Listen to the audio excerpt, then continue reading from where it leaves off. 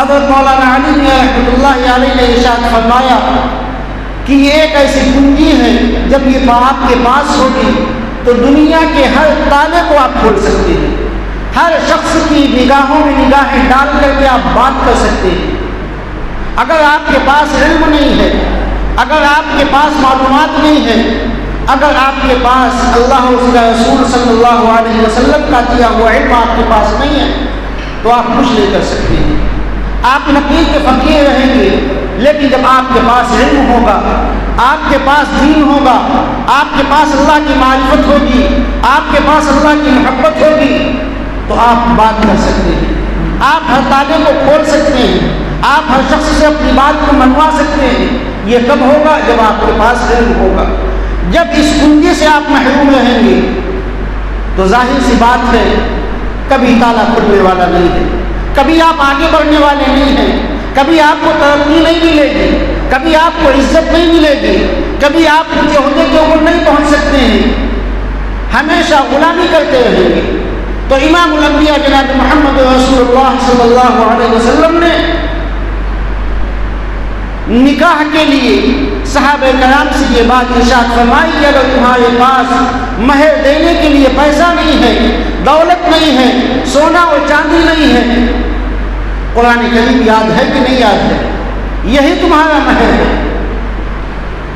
اسی طریقے سے غزوہ بدر کے حالات کو آپ دیکھیے، کچھ قیدی آتے ہیں امام الانبیاء جناب محمد رسول اللہ صلی اللہ علیہ وسلم کے پاس قید ہو کر کے زنجیروں میں جکڑے ہوئے ہیں۔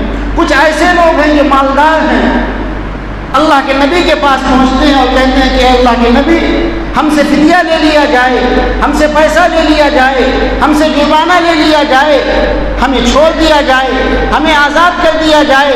اللہ کے نبی صلی اللہ علیہ وسلم ان کی بات کو مانتے ہیں، پیسہ لیا اپنے اور ان کو چھوڑ دیا۔ لیکن کچھ ایسے بھی قیدی تھے کہ جن کے پاس نہ پیسہ تھا، نہ دولت تھی، نہ مال و متاع تھا، نہ سونا اور چاندی تھا۔ اللہ کے نبی صلی اللہ علیہ وسلم نے ارشاد فرمایا کہ تم یہودی ہو، تم مشرکین ہو، تم عیسائی ہو، تم فلاں فلاں مذہب کے ماننے والے ہو، لیکن یہ بتاؤ کہ تمہارے پاس علم ہے یا نہیں ہے؟ ان لوگوں نے کہا کہ ہاں ہمارے پاس علم ہے۔ ایسا کرو کہ تمہارا فدیہ اور تمہارا جرمانہ یہ ہے کہ تم مسلمانوں کے بچوں کو پڑھاؤ، یہ تمہارا فدیہ ہے۔ جس دن تم ان کو علم کے زیور سے آراستہ کر دو گے، علم کو پڑھا دو گے اور معلومات کو ان کے اندر منتقل کر دو گے، تو یہی تمہارا فدیہ ہے اور اسی دن تم آزاد ہو جاؤ گے۔ تو قیدیوں کے سلسلے میں بھی اللہ کے نبی صلی اللہ علیہ وسلم نے ان کا فدیہ، ان کا جرمانہ جو عائد کیا تھا وہ یہی تعلیم تھا۔ یہ ہے تعلیم کی عظمت۔ اور تعلیم آنے کے بعد انسان کے اندر انکساری پیدا ہوتی ہے، فروتنی پیدا ہوتی ہے، تذلل پیدا ہوتا ہے۔ امام الانبیاء جناب محمد رسول اللہ صلی اللہ علیہ وسلم جب اس دنیا سے رخصت ہو گئے، آپ چلے گئے، کئی دن گزر گئے، تو حضرت عمر بن خطاب رضی اللہ عنہ اور حضرت عبداللہ بن مسعود رضی اللہ عنہ آپ صلی اللہ علیہ وسلم کی قبر اطہر کے اوپر آئے اور رونے لگے، اور دونوں کے اندر یہ مشورہ ہوا کہ چلو حضور کی باتیں حضرت ام ایمن سے ملاقات کرتے ہیں، اپنے درد کو ان سے بیان کرتے ہیں۔ حضرت ام ایمن کے پاس جب پہنچے تو دیکھتے ہیں کہ حضرت ام ایمن بیٹھی رو رہی۔ انہوں نے پوچھا کیوں رو رہی ہو؟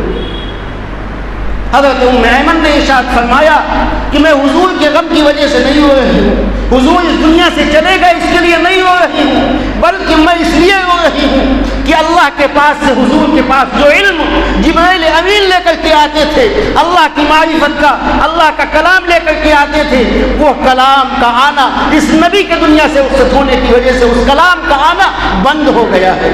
اب علم آسمان سے آنے والا نہیں ہے، ہم اس لیے رو رہے ہیں۔ جب کوئی مسئلہ ہمارے سامنے آتا تھا تو ہم نبی کی خدمت میں حاضر ہوا کرتے تھے، نبی اللہ سے دعا کرتے تھے، جبرائیل مسائل کو لے کر کے آتے تھے، قرآن مجید نازل کیا کرتے تھے، وہ علم کا جو دروازہ تھا وہ بند ہو گیا نبی کے جانے کے بعد، اس لیے ہم رو رہے ہیں۔ حضرت عمر بن خطاب رضی اللہ عنہ کی زندگی کو دیکھیے، کیسا بیلنس انہوں نے رکھا تھا کہ ایک طرف بیوی بچے بھی ہیں اور ایک طرف نبی کا علم بھی ہے۔ اپنے ایک ساتھی کو انہوں نے دنیا کے اندر چن لیا تھا کہ ایک دن بزنس ہم کریں گے، تم نبی کے ساتھ میں بیٹھو گے، اور ایک دن ہم نبی کے ساتھ میں بیٹھیں گے، تم بزنس کرو گے۔ جو نبی سے سن کر کے تم آؤ گے وہ رات میں ہمیں بتاؤ گے کہ آج ہم نے نبی سے یہ سنا۔ کل ہم نبی کے ساتھ میں بیٹھیں گے، آپ کی مجلس میں بیٹھیں گے، شام کو جب اکٹھا ہوں گے تو ہم تم کو بتائیں گے۔ اس طریقے سے حضرت عمر بن خطاب رضی اللہ عنہ نے اپنا ایک مصاحب، ایک ساتھی بنایا تھا کہ جو کچھ تم سنو گے نبی سے وہ ہم تم کو بتائیں گے، اور جو کچھ تم نبی سے سننا وہ ہمیں بتانا۔ ایک دن تم کام کرو گے، ایک دن ہم کام کریں گے، ایک دن تم نبی کی مجلس میں بیٹھو گے، ایک دن ہم نبی کی مجلس میں بیٹھیں گے۔ تو آپ سے درخواست ہے کہ علم سے اپنے رشتے کو مضبوط کیجیے۔ بڑا کمزور ہمارا رشتہ ہے۔ یہ بزرگوں کی زندگیاں ایسے نہیں، کیسی زندگیاں انہوں نے گزار دی، بیوی اور بچوں کی محبت کو قربان کر دیا اس علم